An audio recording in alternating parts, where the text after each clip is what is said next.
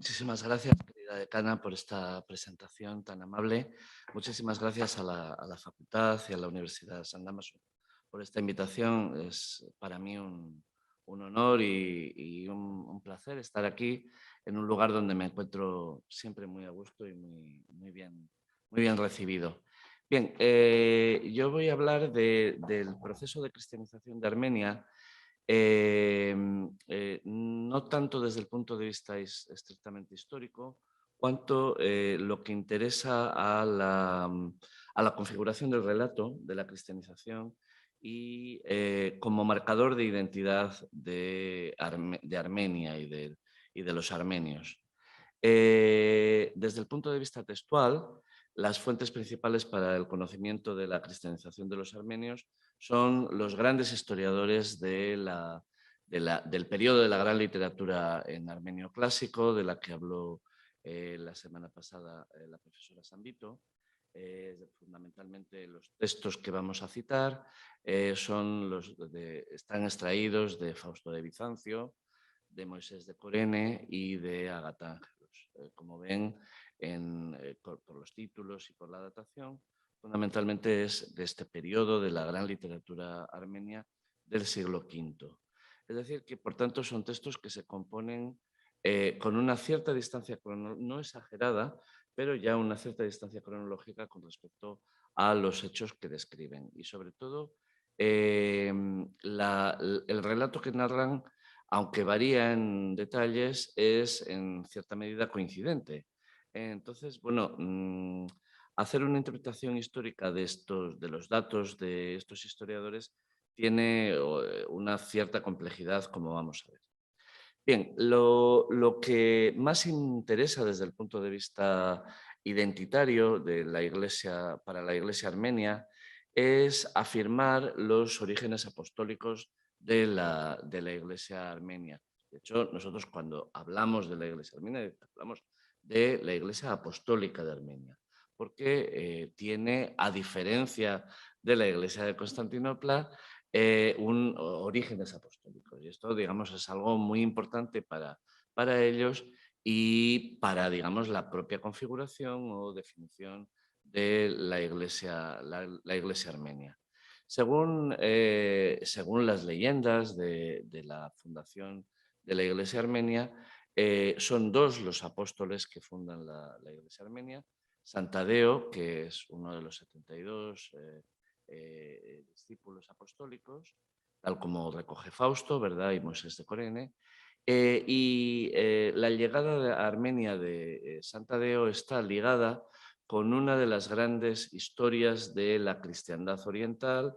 que conocemos a través de muchísimos testimonios fundamentalmente epigráficos que están repartidos por todo el Oriente y también de textos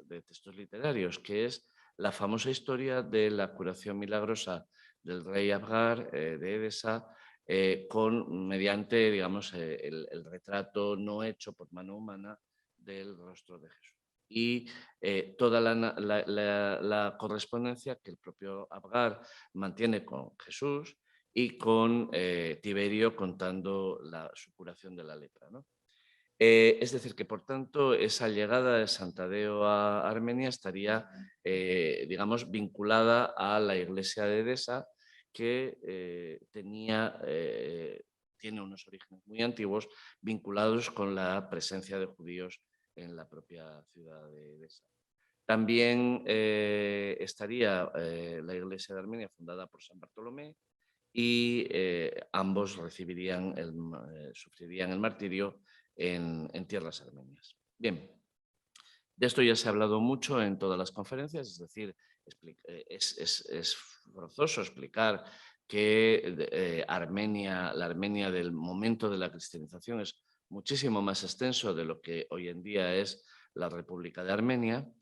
Ocuparía una parte muy importante de lo que ahora mismo es Kurdistán y de la antigua Cilicia histórica de época helenística. Tal como hemos visto en la anterior diapositiva,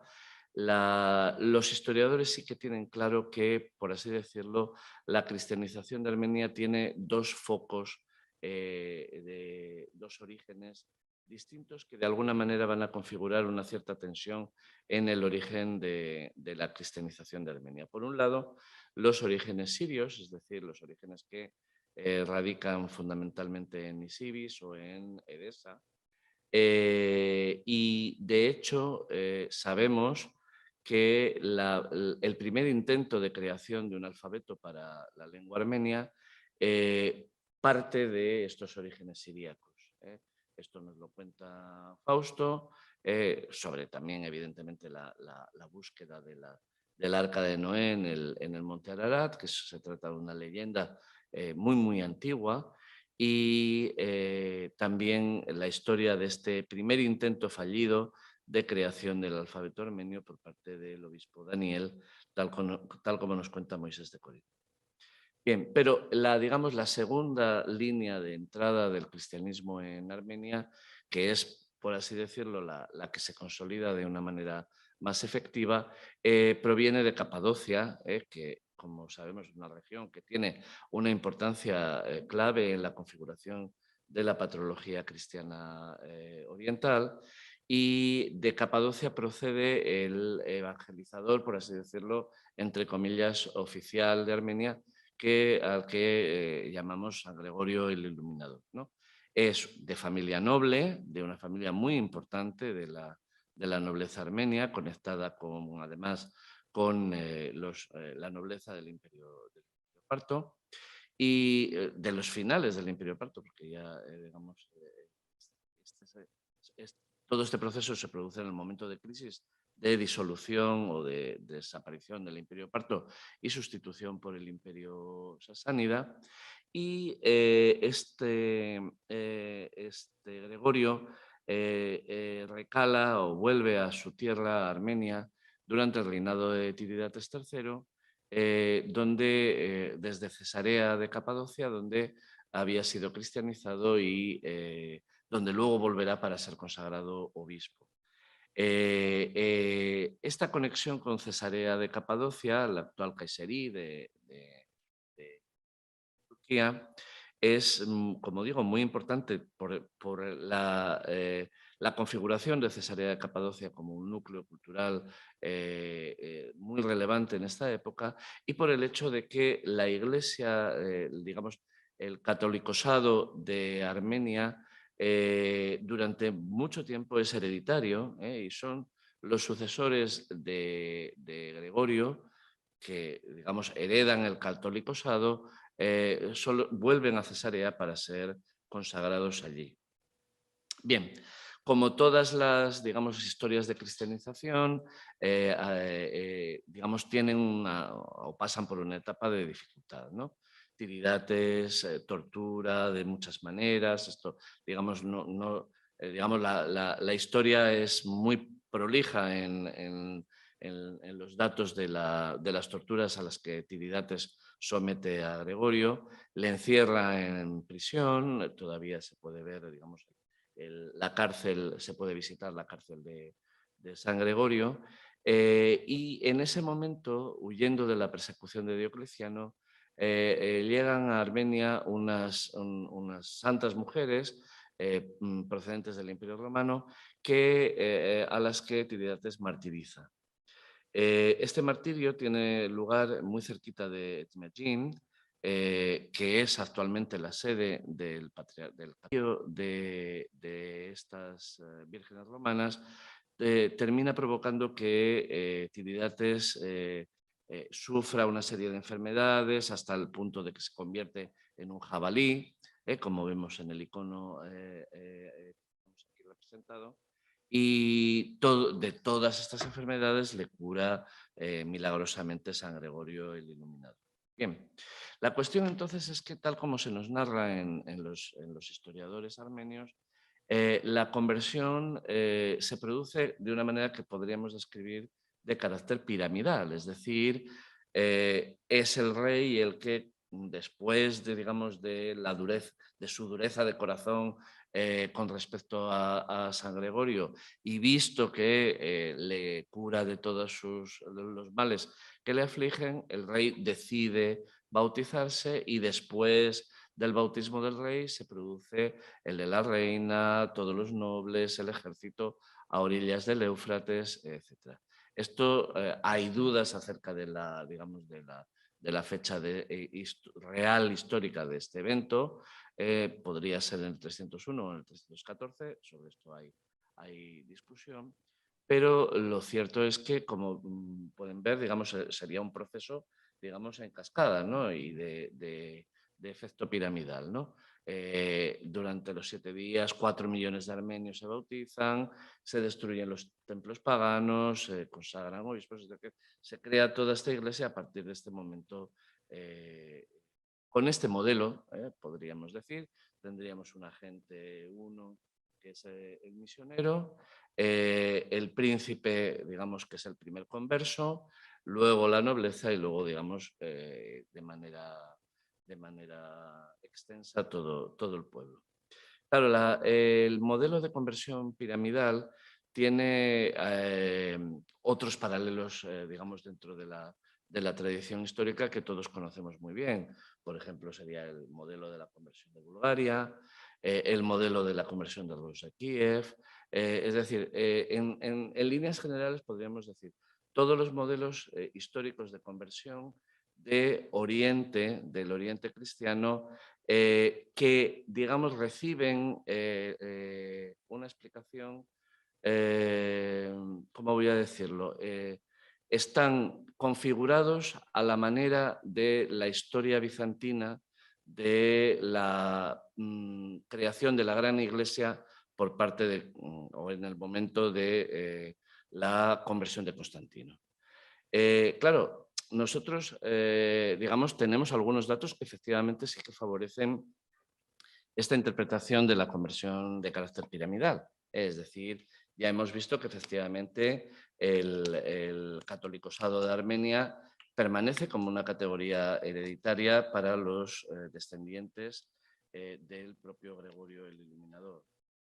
Y el hecho de que efectivamente la Iglesia armenia esté en origen en relación con los estratos más altos de la sociedad armenia y de la aristocracia armenia, digamos, corroboraría también ese tipo de proceso de carácter piramidal. Y efectivamente, tal como hemos señalado previamente, Gregorio pertenece a una familia de la más alta nobleza de la propia Armenia, y por tanto, por así decirlo, entraría en relación familiar digamos, con los estratos más altos de la sociedad. Ahora bien, el problema es que este tipo de conversiones piramidales son raras desde el punto de vista de la efectividad real de lo que nosotros sabemos de la tipología de los procesos de conversión. Y hay algunos elementos que nos hacen pensar que quizá el proceso no haya sido así exactamente, ¿no? Hoy en día nosotros sabemos que en las zonas urbanas de Armenia ya tenían presencia de cristianos durante el siglo III, es decir, antes de esta conversión inicial a inicios del siglo IV. Esto, digamos, hay una serie de datos históricos que apuntarían efectivamente a que, sobre todo en zona urbana, en las zonas urbanas, había cristianos ya a finales del siglo III. Porque además Armenia está en un lugar muy singular desde el punto de vista geográfico. Armenia está, por así decirlo, en un lugar clave de la ruta de la seda que justamente nace en este momento. Luego, por tanto, evidentemente se trata de una tierra, digamos, atravesada por comerciantes que difunden las ideas de una manera muy ágil, muy rápida, y es natural que precisamente el cristianismo, que tiene digamos, su gran boom, su gran estallido de difusión por todo el Mediterráneo a lo largo del siglo III, justamente llegue a Armenia a través de estas clases urbanas que, digamos, adquieren una importancia muy grande como consecuencia, como digo, de la creación de la Ruta de la Seda. Por otra parte, no es cierto que, digamos, esta conversión haya sido masiva y automática, tal como cuentan el relato de de los historiadores, porque nosotros sabemos, por el propio Fausto de Constantinopla, de Bizancio, perdón, que efectivamente durante el siglo IV hay revueltas anticristianas y hay movimientos políticos por parte del Imperio sasánida para que el zoroastrismo, que es, digamos, la religión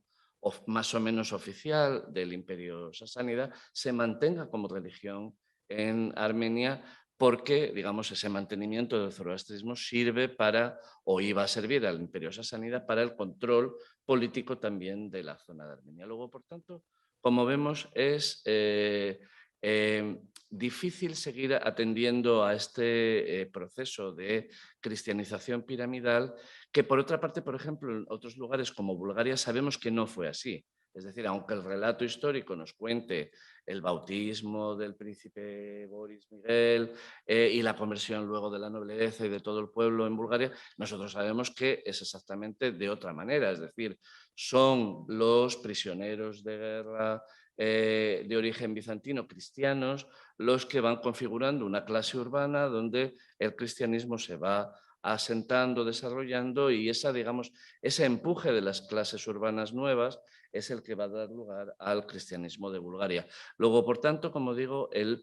paralelo es relativamente claro y el modelo entonces que propongo, digamos, como modelo alternativo es, digamos, de otra manera, es, digamos, no piramidal, sino por capas o por estratos. Es decir, asumimos que probablemente llega un número significativo de población cristiana, que probablemente es población urbana. Ese es en ese momento cuando ya se producen las primeras persecuciones y luego ya evidentemente el empuje de las clases urbanas cristianas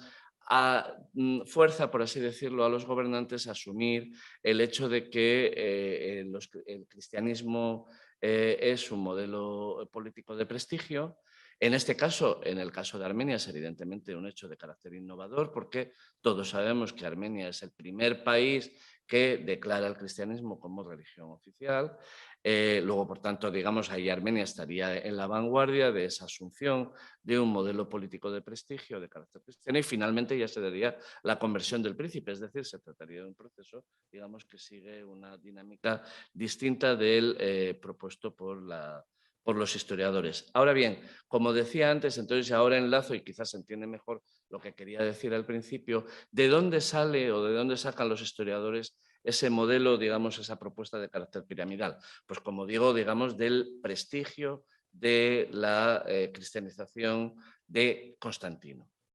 Es el modelo de Constantino el que, digamos, da lugar a ese relato histórico de la cristianización de carácter piramidal.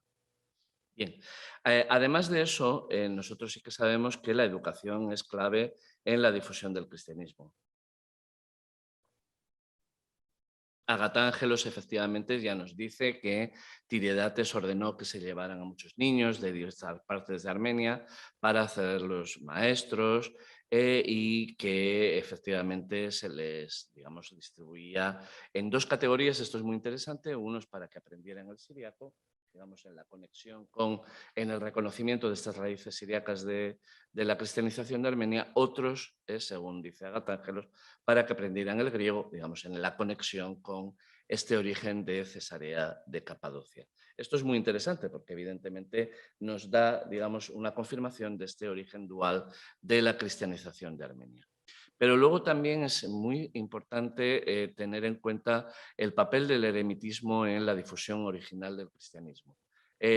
Según Fausto, bueno, nos cuentan todas estas historias de las visiones y los milagros de los ascetas, pero efectivamente el eremitismo primero y el monasticismo después son claves en la configuración y en el éxito de la Iglesia armenia primitiva.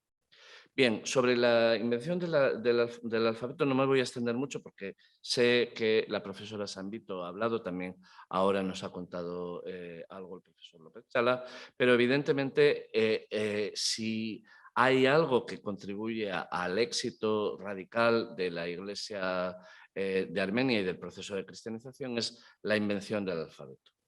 La invención del alfabeto, como todos ya saben, a estas alturas del ciclo de conferencias, se debe a Mesrour Mastots que efectivamente digamos, es eremita primero, misionero después, ¿no? Y lo que a mí me interesa no tanto es el proceso fonético realmente pasmoso de la creación del alfabeto armenio, sino sobre todo digamos, la leyenda, la historia de cómo se inventa el alfabeto,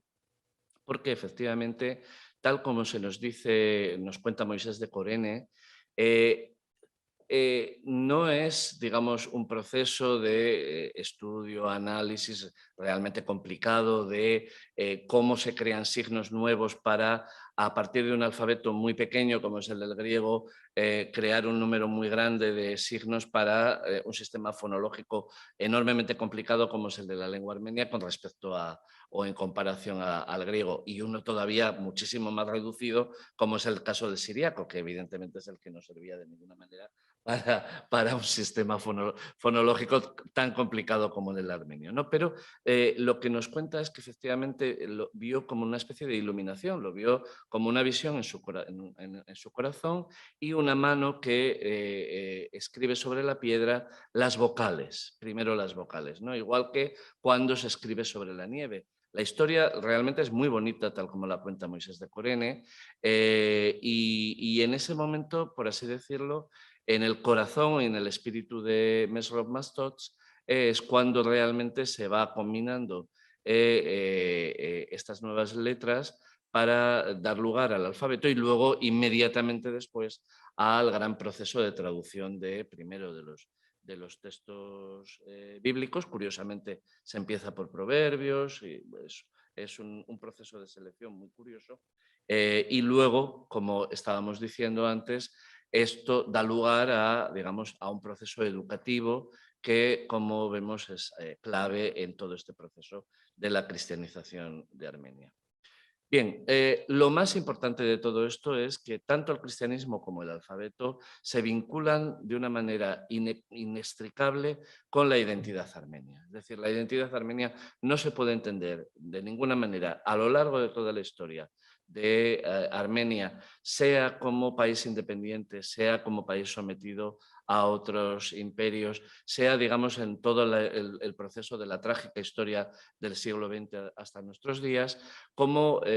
no podemos, digamos, separar de ninguna manera la historia de Armenia del proceso de cristianización y del propio alfabeto. Entonces, bueno, ya desde este primer momento, los armenios se ven sometidos a un proceso, digamos, de conflicto permanente porque están en una posición, esa posición, digamos, tan cómoda que les, digamos, que da lugar a la prosperidad inicial de la ruta de la seda y de la creación de las primeras grandes ciudades. Esta propia posición estratégica es, por así decirlo, también la clave de su historia trágica, porque ya desde el primer momento los armenios están entre dos imperios, el imperio bizantino y el imperio sasánida, que como sabemos están en guerra constante hasta que el desgaste de las guerras provoca la conquista árabe en el siglo VII. Pero, digamos, no adelantemos tanto, la presión del imperio sasánida no solo era de carácter militar y político, sino también religioso, porque evidentemente los sasánidas van a utilizar digamos, la misión zoroastriana como uno de los mecanismos para controlar políticamente Armenia. En el 450, Bardán Mamikonian se rebela contra el imperio sasánida y fue derrotado en la famosa batalla de Baraez en el 451. Pero la identidad armenia es de tal poder, de tal calibre, que esa derrota se convierte en una, digamos, en una marca de identidad o de libertad para los armenios. Y la derrota de Abarair, digamos, si uno lee los historiadores, como en el caso de Euché, ve que efectivamente se identifica como la guerra o la resistencia de los macabeos a Antíoco Epifanes, una cosa así, ¿no? Bien, después de la derrota de Abarair, Armenia queda muy reducida desde el punto de vista político, controlada o sometida al poder de los sasánidas, como vemos en este mapa, pero finalmente en el 485 se consigue firmar este tratado en Barsac, que es algo muy importante, no solo por, digamos, por lo que representa para la independencia de los armenios, sino sobre todo porque según los historiadores, por así decirlo, este tratado es algo así como uno de los grandes antecedentes de la lucha por los derechos humanos. Porque no solo los armenios obtienen una gran victoria moral con ese tratado, sino que además obtienen la libertad de profesión de la fe cristiana, que para ellos era clave en esta lucha contra los sasánidas, y además se añaden 3 condiciones que, fíjense ustedes, digamos, qué adelanto desde el punto de vista ideológico y de historia del pensamiento, y estamos hablando de finales del siglo V. Nadie será obligado a cambiar de religión, nadie será juzgado en función de su condición social, sino puramente por sus acciones, y no se emprenderá ningún procedimiento judicial por rumores, sino por conocimiento directo de causas. Es decir, se trata de, como digo, de elementos que prácticamente hasta la Revolución Francesa luego no se van a recuperar en ninguna parte de Occidente. Evidentemente esto tiene que ver con las propias condiciones políticas que nosotros sabemos que tiene el Imperio Sasánida. El Imperio Sasánida es, digamos, famoso. Hoy en día hay historiadores muy buenos que, digamos, analizan todos los procesos de persecución religiosa que se producen no solo contra el cristianismo, sino también contra el maniqueísmo u otras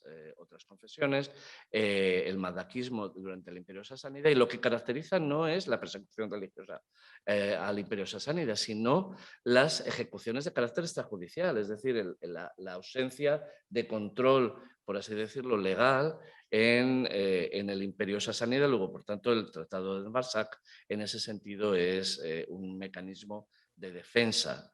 muy importante. No voy a seguir con la historia, vamos, simplemente remarcaré que esto, digamos, por el lado sasánida, por el lado del Imperio Romano de Oriente, por Constantinopla, lo mismo, los armenios se ven enfrentados a un montón de problemas y de dificultades. Digamos, en primer momento los armenios son antiarrianos, lo cual ya les lleva un montón de problemas con los emperadores bizantinos, que eran, o muchos de ellos eran arrianos, y luego se produce este hecho singular de cuando los representantes de la Iglesia armenia llega tarde al concilio de Calcedonia, precisamente por estar en guerra contra los persas, y entonces el hecho de no estar presentes en la discusión de Calcedonia hace que no suscriban las actas del concilio, pero no impugnen, por así decirlo, las conclusiones. De modo que entonces normalmente solemos definir la iglesia armenia como una iglesia precalcedónica o extracalcedónica. Es un poco difícil de decir esto. Pero lo cierto es que dentro de los problemas cristológicos de la época, que ven aquí un poco resumidos, el difisismo de los nestorianos, esto lo voy a decir muy deprisa porque, digamos, estamos en una facultad cristiana y, digamos, esto lo damos por sabido, pero bueno, el difisismo propio de los nestorianos, en el que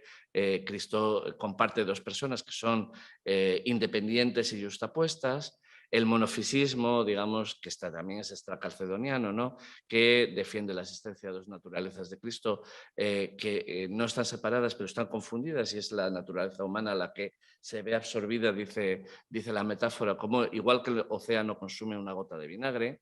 El dogma de Calcedonia defiende que en Cristo se encuentran perfectamente las 2 naturalezas, la humana y la divina, pero sin separación ni confusión. Y en cambio lo que defienden los armenios es este miafisismo, es decir, en la persona de Cristo la divinidad y la humanidad están unidas en una sola naturaleza que no tiene separación, ni confusión, ni alteración. Claro, como ven, digamos, hay que hilar muy fino para entender bien la diferencia entre el dogma de Calcedonia y el armenio, pero evidentemente esa diferencia tan fina es la que precisamente favorece hechos como el que nos han comentado previamente de la facilidad con la que, por así decirlo, la Iglesia romana puede llegar a comunión o entendimiento o a diálogo con la Iglesia armenia. Y nada más, muchísimas gracias por su atención y con esto ya termino.